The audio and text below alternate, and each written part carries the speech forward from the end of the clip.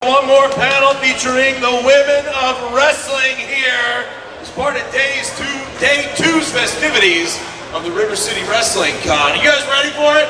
Yeah! We have not heard from any of the ladies here. And the ladies I'm about to bring out for you right now, folks, are some of the top stars in all of professional wrestling today. We've got 5 women that are going to come out here and have a roundtable discussion.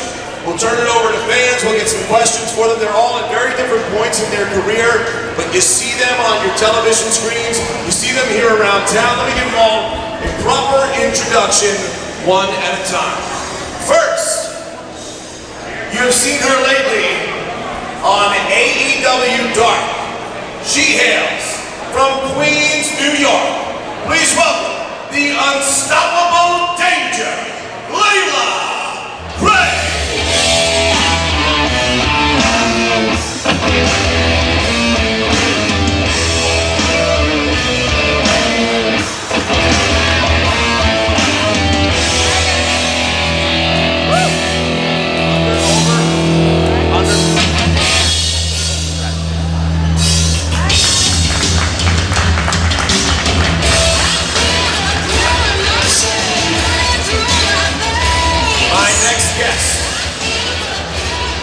Was born and raised right here in Jacksonville, Florida. That's right. She owns a tattoo shop here in town where all of you need to go after this weekend, called Autograph. She is the American Kaiju. Please welcome Lindsay Snow.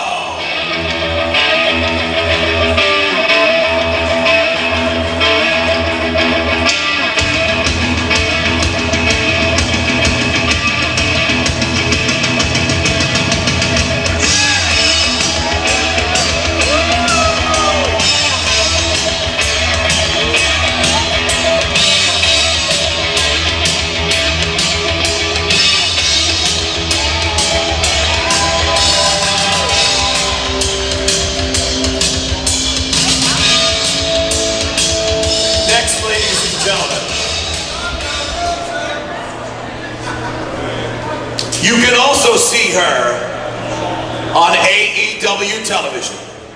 She's from straight out of your mama's kitchen. She is 5'5", sweeter than wine. Please welcome Red Velvet.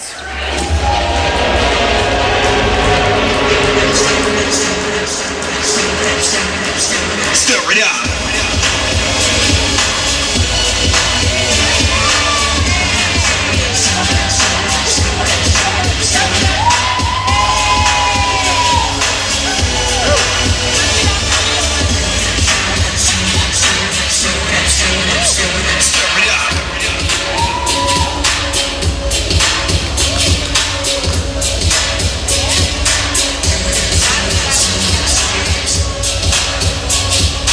Ladies and gentlemen, hailing from the graveyards of Tijuana, Mexico, she's a former Lucha Underground Trios champion, a former NWA World Women's Champion, and the owner of Mission Pro Wrestling in the great state of Texas. Ladies and gentlemen, please welcome Thunder Rosa!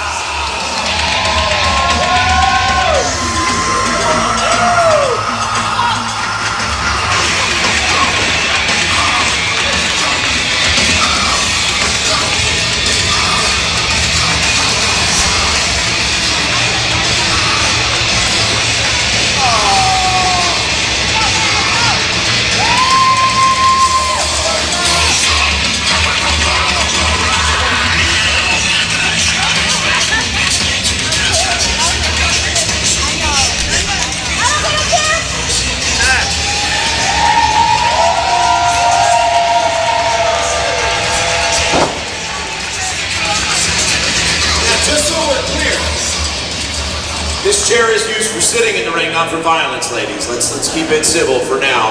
But that's not all. We've got one more guest to introduce, folks. From Hackettstown, New Jersey. In 2020, she was the Impact Wrestling Wrestler of the Year, the Impact Wrestling Knockout of the Year. She is a two-time and current Impact Wrestling Knockouts Champion. Please welcome Deonna Purrazzo.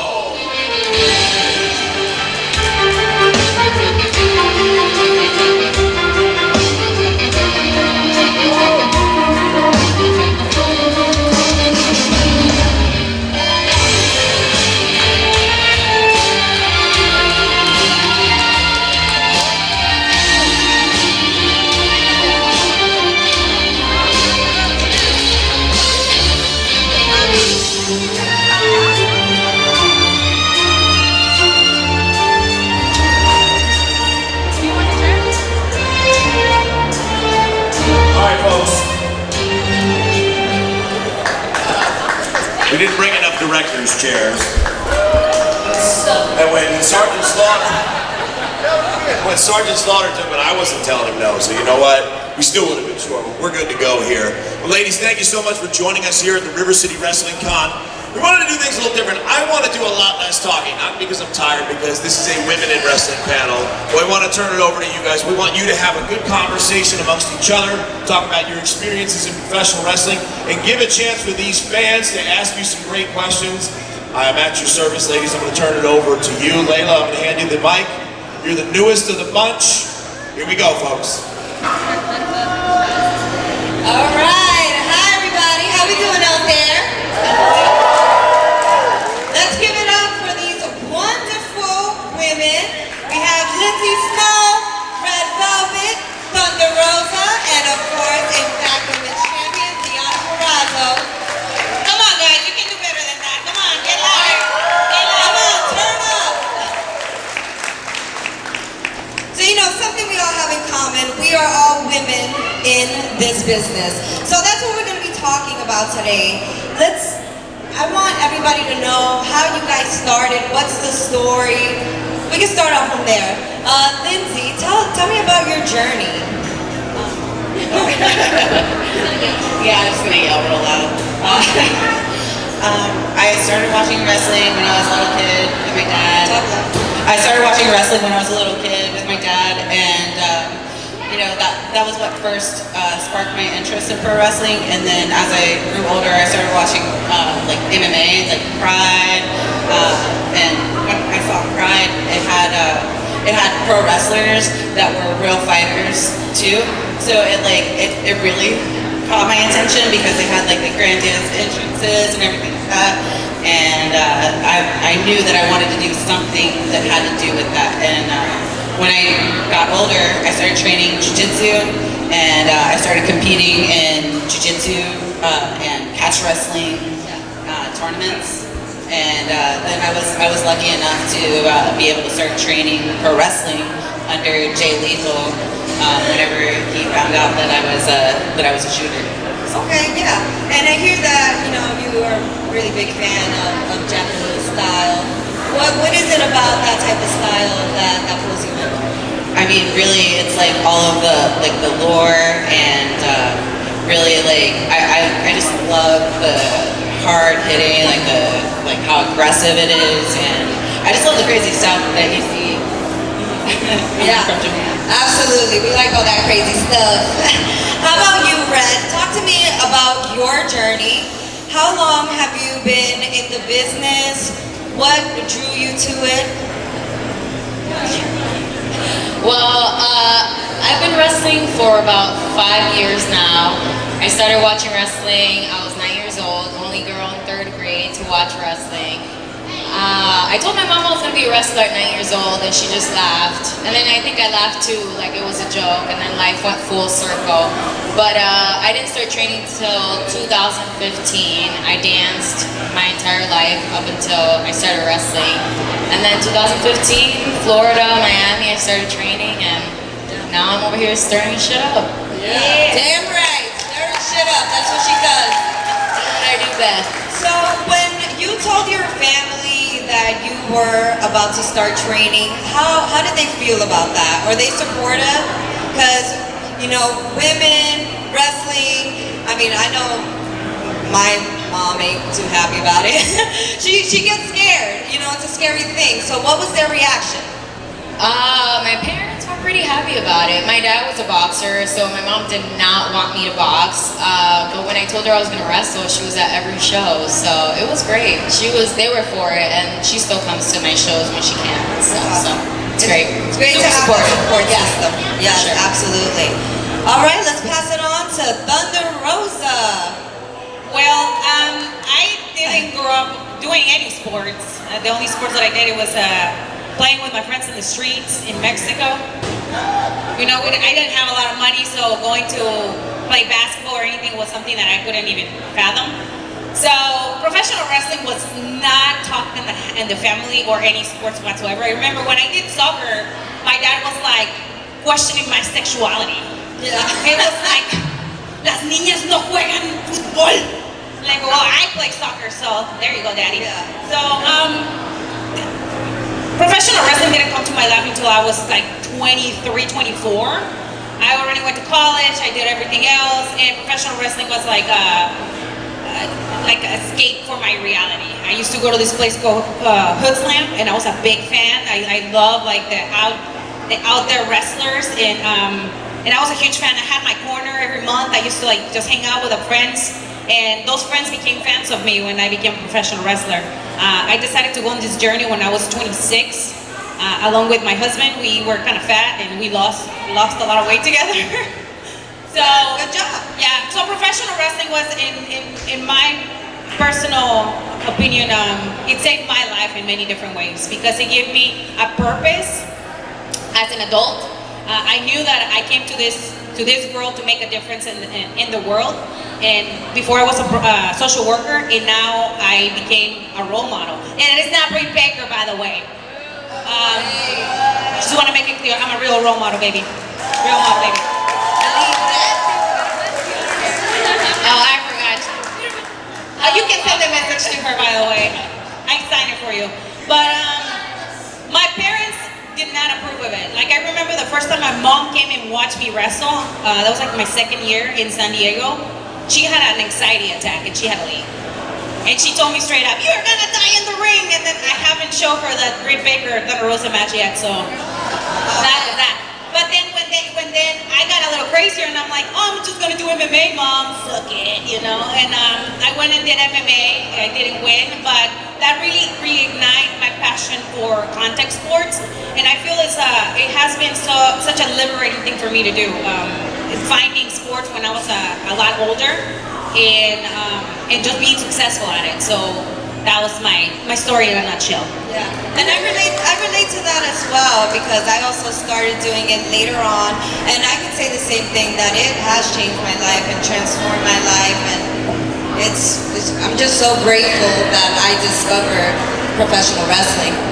Okay, so now let's move on. Deonna, talk to me a little bit about you. Share with everybody your story.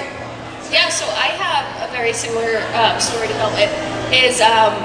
I started watching wrestling when I was 9, and I have a twin brother, so he was a big wrestling fan, and we used to watch it together, and that's really how I got heavily involved and became a fan. I told my mom when I was 9 I was going to be a wrestler, and she laughed at me, but I was serious. I was like, no, this is exactly what I'm going to do, and there was a school not too far that took girls when they were, and boys too, that when they were 15, and I begged and pleaded, like, please just sign the paperwork, and my parents wouldn't do it. So when I turned 18, graduated high school that winter, I signed myself up for wrestling school. I came home and was like, so remember 9 years ago when I told you I was going to be a wrestler? Well, I am. And my parents have been pretty supportive. My mom came to my first show, and my dad took a little bit longer to really get into what I'm doing, but I took him to a Ring of Honor show a couple years ago at the Hammerstein Ballroom in New York City, and he just looked around and was like, I get it now, I get why the shirts are important and the 8x10s are important, and it all makes sense. now he's like, well, I read on Google that you said this, and then that person said that, and like, tell me more, and I'm like, Dad, don't Google me. But yeah, I've almost been wrestling for 10 years at the end of the year, so it's been a crazy journey, and meeting women like we have here today has made it all worth it.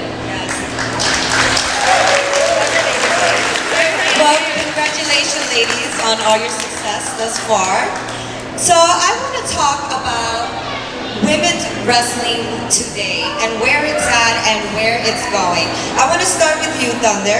As the owner of Mission Pro Wrestling, I want to know a little bit about the history. Where did that come about?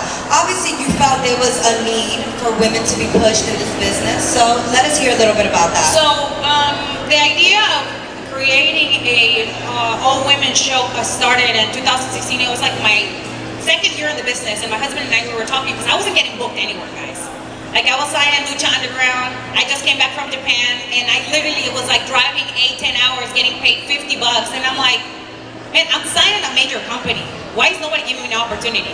And I told my husband, you know what? I saved some money from what I got paid at Lucha Underground. How about we start on promotion? I'm sick and tired of people underlooking my talent. If people don't give me an opportunity, guess what? I know girls that are in my position, they're not gonna invest in other girls, but we're gonna do this. So we drove 8 hours to Los Angeles, California, and we started Sabotage Wrestling. I literally called every person I knew, and I'd be like, sister, I need a favor. We're gonna start opening a promotion called this, and we're gonna have a Japanese promoter that is gonna be recruiting. Are you interested in coming? They're like, absolutely yes. So we have people from Canada, Mexico, all over the country coming to this show, and we draw, I think, 300 people in our first show. I literally spent half of my life savings in that show, but it was all worth it because that was like the beginning of what we have now, which is Mission Pro Wrestling. We left Sabotage Wrestling, and now we dedicated doing Mission Pro Wrestling after the Speak Out movement that came out. A lot of girls came out, and they say that a lot of the times they didn't feel comfortable in the locker room because of what they had to go through. Like we didn't have spaces to change. We didn't have, sometimes like some promoters were like trying to be as lazy and sleep in the same room that we were sleeping. So things like that, and it's just like hearing it over and over again. And my husband was like, you know what, it's time for us to make a change, like a real change, grassroots. Let's see how it goes. So we started again calling everybody like, hey, are you want to be part of this? Like, we don't have a lot of money, but it's gonna happen. So we put it out there, and sponsors started coming in, and they started seeing what we were planning to do. So now we have Mission Pro Wrestling, who is the only show in the world that is run by 90.9% of women in the back and in the roster. It's like legit true. I've seen so much stuff, guys. I've traveled to Mexico. I traveled to Japan, Canada, Europe. I've seen a lot of stuff. I've seen the treatment of women in this business, and I got sick and tired of it. We are really doing something different because when you guys have work, all of you guys have work except you, of course, because, you know, soon.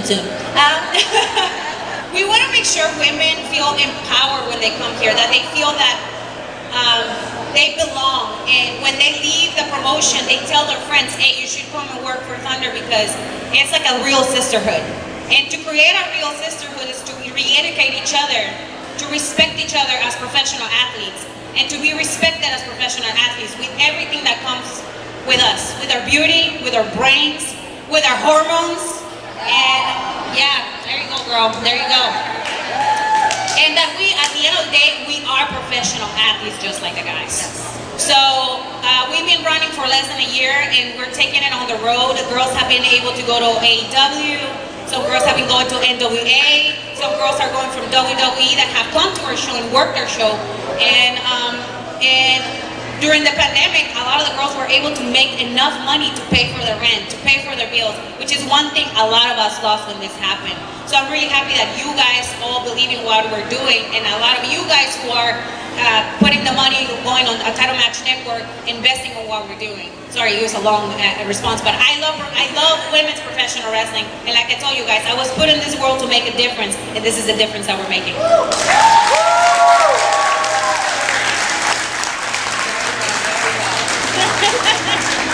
What are some changes that you guys would like to see in the business, especially with women's wrestling? Equal pay. You heard it here, guys. Equal pay. I would say equal pay for us that are on TV, more TV time for the women, more women matches on the show because they deserve to be on the show. That's just more than one match. I definitely agree with that. More than one women's match per show, for sure. They basically like nailed it, you know, like I totally 110% agree with everything that you guys are saying. I feel like we deserve to have a bigger, like, we have the platform, but we need more time to be able to actually show what we are capable of. And, you know, equal pay is always awesome.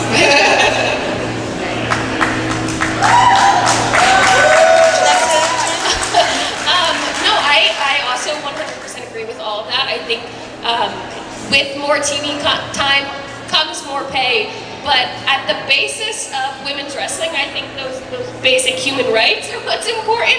And having a women's locker room, somewhere where we can feel comfortable to get changed, somewhere we feel comfortable to put our makeup on and there's a mirror in there. Those basic rights as a woman are what's important. So to know that there's places like that out there that are like willing to be like, hey, this just should be a given, means everything for all of us. So those are the real changes that need to be made. I think another one, and I'm just gonna shut up because I love to talk, as you guys can see. There's another thing that I've noticed in the last 7 years that I work here. Not having access to positions of power in major companies is a huge thing that I've seen. I think a lot of the decision making that comes in women's professional wrestling, it comes made by men. I think we should be allowed to make some of our decisions, or like the writing, the agency, booking some of the matches. That's where it's going to start a lot of the changes, because when we take ownership of all that, we are going to be able to like say, hey, you know what? The girls need this much. The girls need this. They need that. Because in a way, yes, we have made huge strides. Like I love Impact because they give you guys 20, 30-minute matches. And where in other companies, we're still working on that. But like definitely that's one of the things that we should have more opportunities, and should be like, hey, you want to do this? Be like, yeah, sure. But it's gonna take some time. We do have some fans here. I've got a lot of fans right around listening. I can see them on pins and needles. Who has some questions? We only have time for a couple. For any of these fantastic ladies here, I think they put on a great clinic and have a lot of really interesting things to say. I'm sure the footage will be out there. But what questions do we have for any of these women here today? Young lady right down here in front. Calm down. I just want to say you guys are all fabulous. Thank you so much for busting your asses every time you're out there. And it just makes me feel like as a small business owner, I can do anything that I need to do to kick ass too.